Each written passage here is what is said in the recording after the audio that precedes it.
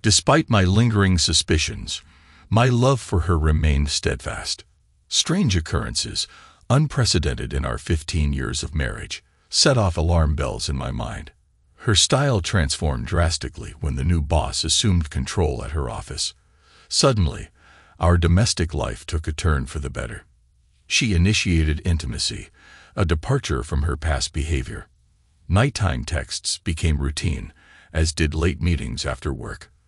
Though she offered plausible explanations for each occurrence, my innate jealousy simmered beneath the surface. I instructed the private investigation firm to withhold any findings until their investigation concluded. I hoped against hope that my concerns were merely the product of an overactive imagination. 3 months later, I received a comprehensive dossier that shattered my illusions. Video footage, audio recordings, and photographs confirmed my worst fears. Without hesitation, I instructed Grant, my attorney, to initiate divorce proceedings, demanding the papers be prepared by Wednesday afternoon. Unbeknownst to her, I plotted to confront them during their Thursday night tryst, a surprise in store for the illicit couple. Her audacity astounded me. Polly, of all people, should have known better. She knows me intimately, my intuition, my determination, my unforgiving nature. She witnessed firsthand my ruthlessness in business, how I rose to power and decimated my competitors. Now I command a significant stake in a major trucking company, earning the respect of drivers and teamsters alike through fair treatment. I've lavished Polly with everything, treating her like royalty, a fact she proudly shares with friends and family. Yet, despite her adoration, she jeopardized it all for a fleeting affair. Why? This question haunts me relentlessly, even in these final hours. Why would she throw away everything we built together? Why? It remains my most haunting inquiry. Polly's actions were baffling, given her role as a dedicated mother and wife. Juggling household duties and a full-time job as an executive assistant at a local tech company, she seemed to have it all together. Never in my wildest dreams did I imagine she would stray. I'm Henry Cooper, Polly's husband of 15 years, and the father of our 2 preteen daughters who adore their daddy. I fit the archetype of an alpha male, unyielding in demeanor but cherishing my wife as the prize she truly is. Though I possess my father's imposing stature, standing at 6 feet 6 inches and weighing 265 pounds of muscle, I am a gentle giant until provoked. Polly witnessed my protective instincts in action on a couple of occasions when we were out together, and she attracted unwanted attention. With her long legs, slim waist, and angelic face, she naturally draws admiring glances, fueling my simmering jealousy, a flaw I struggle to rein in. Twice in our 15 years together, my jealousy erupted into action. When aggressive men disregarded Polly's refusal and attempted to pull her onto the dance floor, they underestimated my resolve. In those moments, I unleashed my strength, dislocating one man's shoulder and inflicting a concussion on another. I refuse to tolerate disrespect, but my wife knows firsthand the lengths I will go to protect her. Given Polly's familiarity with my protective nature, her decision to engage in an affair raises perplexing questions. Why would she risk everything we've built together, knowing the depths of my loyalty and the extent of my devotion to her? It's a puzzle that continues to haunt me. Date night, Thursday. Every detail was meticulously arranged. Accompanied by one of my fixers, I arrived early at the designated location, ensuring a private setting. Generously tipping the hostess ensured they would be seated away from prying eyes. My brilliant wife believed I was out of town, unaware of the trap I was laying. The audio recordings revealed her willingness to rendezvous with her boss on Thursday night. Despite my seething anger, I listened as he eagerly made plans, oblivious to the impending storm. Equipped with software from the PI agency, I monitored Polly's communications, capturing every damning exchange. Each message fueled my fury, particularly his audacious request to pick her up from our home. My plan was simple: confront them mid-traced, delivering a performance that would culminate in a stern mourning and the shock of divorce papers. Revenge burned within me, drowning out any sympathy for the pain I knew my actions would inflict. Despite my conviction, a nagging doubt lingered. Deep down, I knew Polly loved me and her children.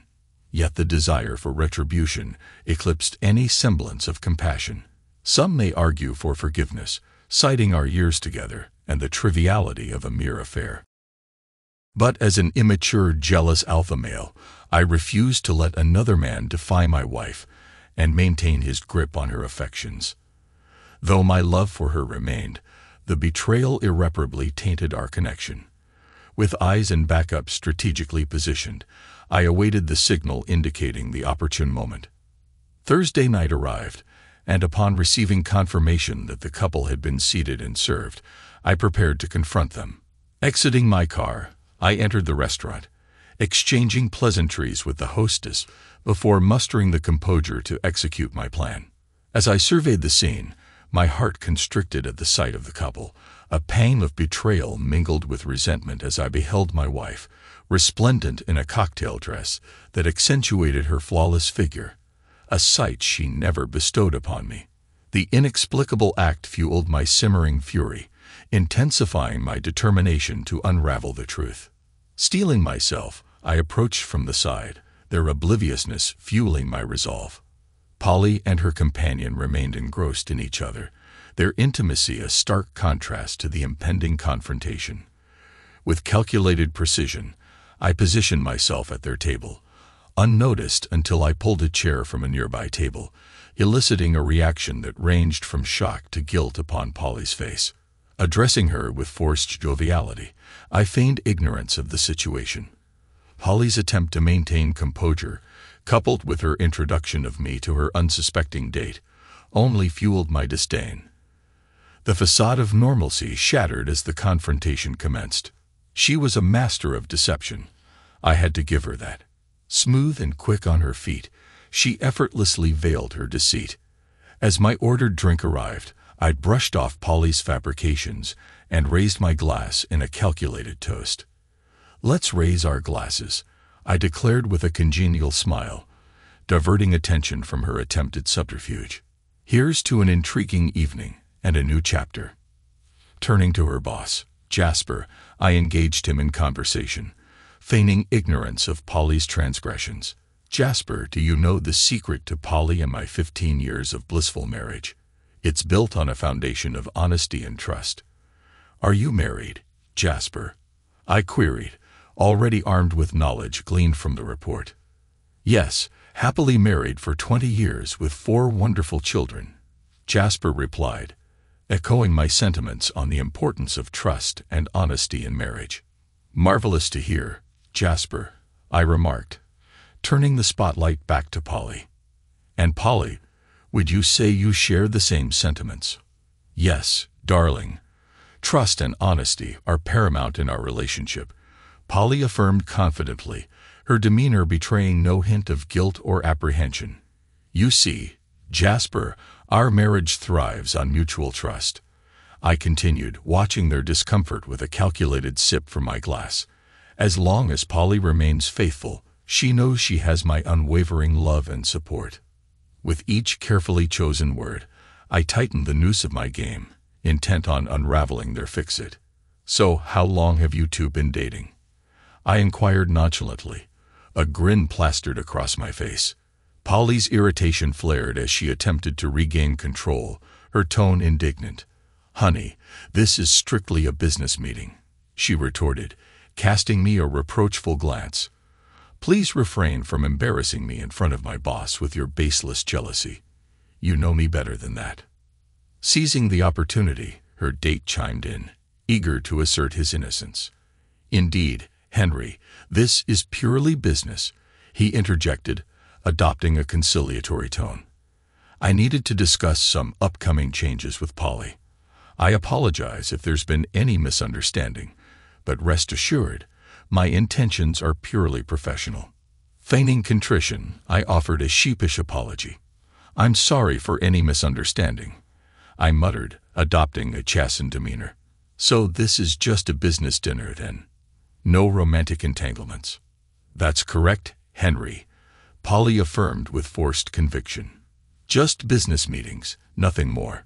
Please stop this childish behavior." Bowing my head in false submission, I continued to play my part. "I'm sorry," I murmured, struggling to contain my simmering resentment. "Seeing you in that alluring dress, accompanied by this charming man, well, you can understand why I might feel a tad insecure." Jasper's reassurance only served to fuel my resolve. "Henry, there's no need to apologize," he offered, patting me on the back.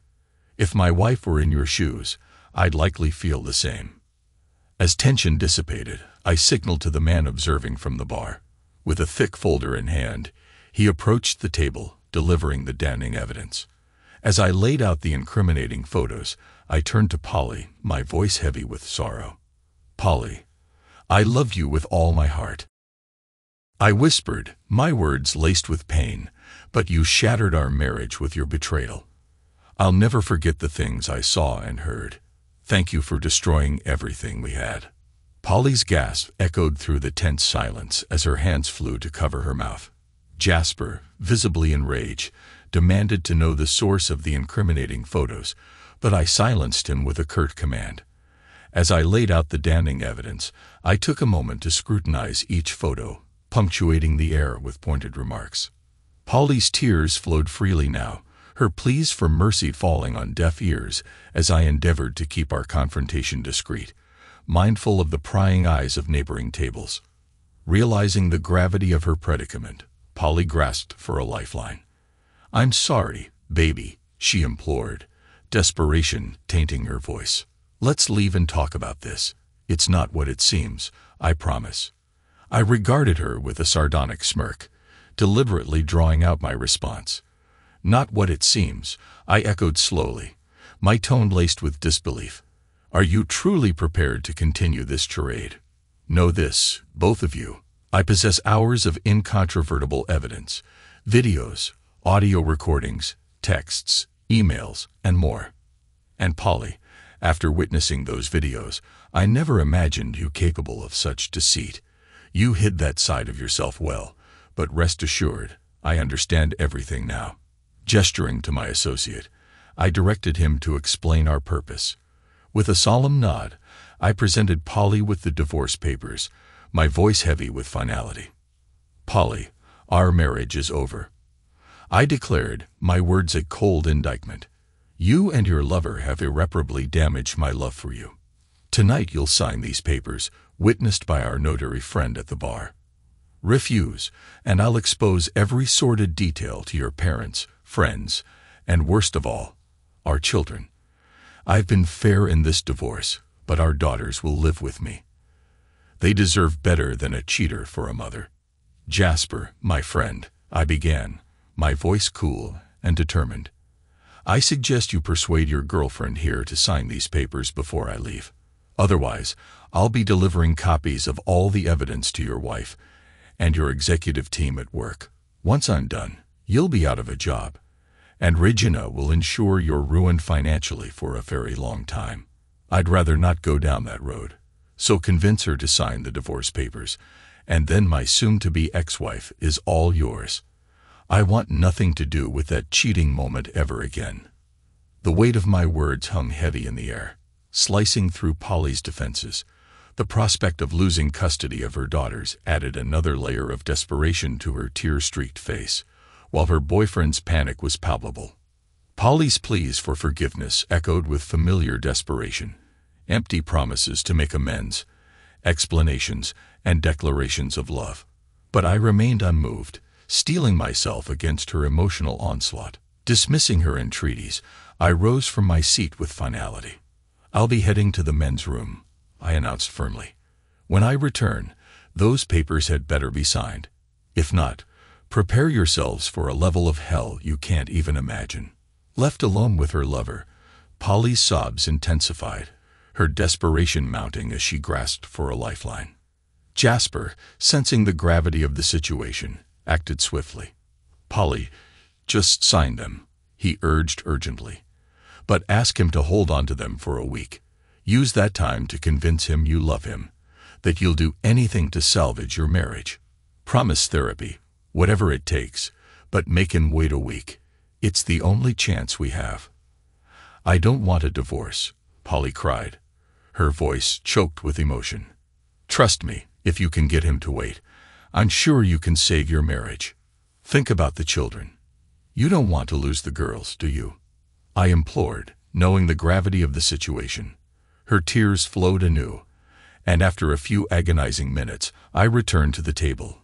Well, have you signed them yet? I asked, my tone clipped. With a heavy heart, she met my gaze and spoke in a voice laden with sorrow. Honey, I'll do whatever you want, including signing these papers. But please, can you give me just 1 week? 1 week to be with my girls and talk. After 15 years, please give me that much. I sat in silence, contemplating her plea. Even though you deserve nothing from me after what you've done, I'll give you that, I conceded begrudgingly. You can come home, but you'll stay in one of the guest bedrooms. I don't want you near my bed during this time. Now sign them so I can leave. As she signed the papers, I gathered them into the folder and stood to depart. Before leaving, I took her hand in mine. Watching this, she smiled until I removed her wedding rings, dropping mine into her wine glass. Her crestfallen expression brought a small measure of satisfaction, a fleeting acknowledgement of the pain she'd inflicted. Turning to Jasper, I delivered a final warning. Well, asshole, she's your date now. Do what you want with her, I spat, seething with contempt. But remember, you slept with my wife, destroyed our marriage, and endangered a lot, including my children's love for their mother. Your ass is mine, and I have your balls in my hand. Don't cross me. You're lucky I didn't carry out my original plans for you. It's far from over between us, you scumbag. You'll be hearing from me soon. Got it. Jasper nodded silently as I loomed over him, a silent testament to the destruction of their evening plans.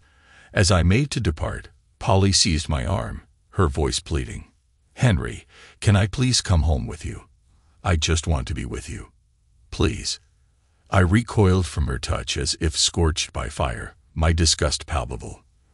I have no desire to be seen with a traitor like you, I retorted, my disdain evident. You disgust me. I'm ashamed to have been your husband. Admittedly, I was far from gracious in that moment, but frankly, I didn't care. Despite the tumult of emotions within me, I took pride in my ability to contain my jealousy and anger. I had given her a week to ponder her actions. Now it was time to see what would unfold. The following morning, I heard her return home late in the evening, quietly retreating to the guest suite, a tacit acknowledgement of the strained atmosphere between us. The next morning, as we crossed paths in the kitchen, I remained resolute in my determination for retribution. Good morning, cheater. I greeted her coldly, my tone dripping with contempt. How is my cheating wife today? She flinched, her gaze dropping to her coffee cup, as she uttered the familiar refrain of every cheating spouse caught in the act. Honey, we need to talk. Listen, there's nothing to discuss, Polly, I interjected, cutting off her attempt at reconciliation. I know everything. I know the extent of your betrayal, the duration of your affair, the disparaging remarks you made about me and our marriage. I witnessed the things you did with him, the way you dressed for him. I heard all the comparisons, all the lies, all the deceit. You took me for a fool, and I can't fathom how foolish you were to believe you could get away with it. Unless there's something I've overlooked, there's nothing left to say. I'm the fool, not you, Polly confessed, tears streaming down her cheeks. I don't know why I let it happen. You gave me everything I ever wanted, and I love you regardless of what you heard in those videos. You have to know I never meant to hurt you, and I never wanted you to find out. Exactly my point, Polly, I responded, my voice heavy with disappointment. You never wanted me to find out. You wanted to keep it a secret, to continue lying and sleeping with your lover behind my back. That's the crux of the matter, Polly. I can forgive infidelity. After all, we're all human and make mistakes. But this wasn't a mistake. You chose this, and you chose to keep it a secret, to lie, cheat, and conceal your affair. I love you, Polly, but as Tina Turner says, what's love got to do with it? My trust is shattered, and I'm left wondering if I ever truly knew you. How many other men have there been? How many times have you returned to my bed after being with your lover? I'm so disgusted I can barely find the words.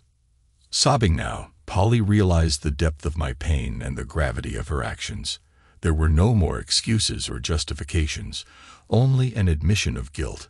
Okay, I'm guilty, and I hate myself for it, she admitted, her voice choked with remorse.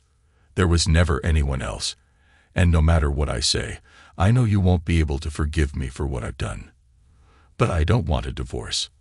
I'll do whatever it takes to stay with you. I think I need counseling, and maybe we can go together to figure out what's wrong with me. Please don't leave me.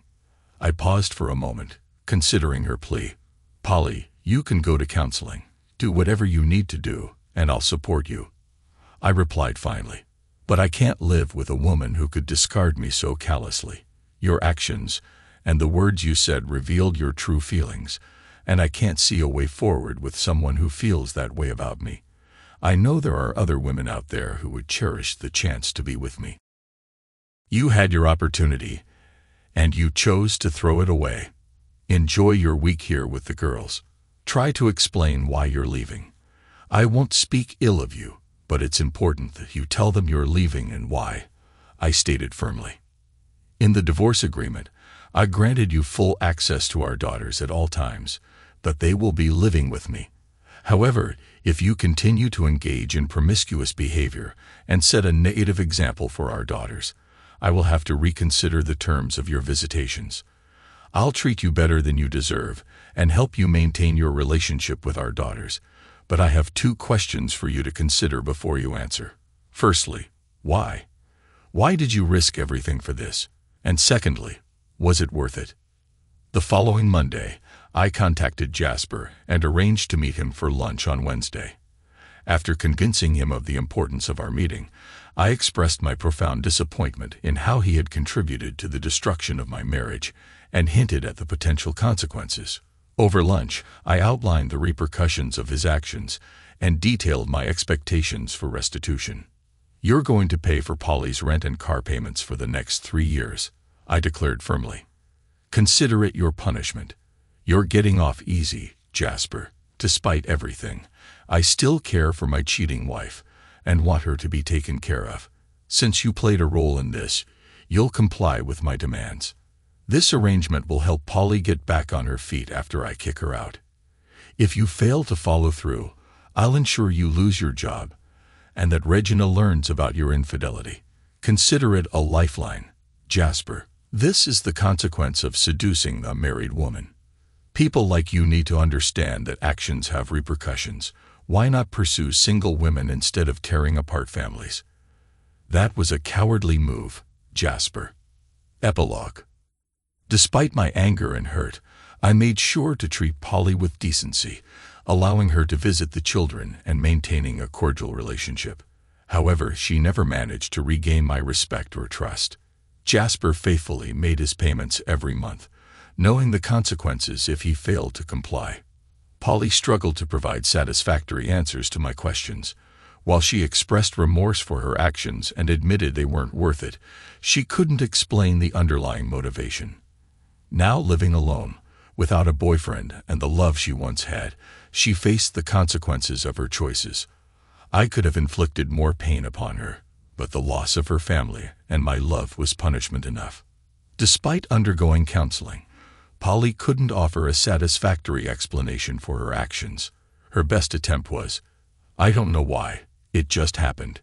It had nothing to do with you or our marriage, because I do love you and was happy with our life together, but it was something new and exciting."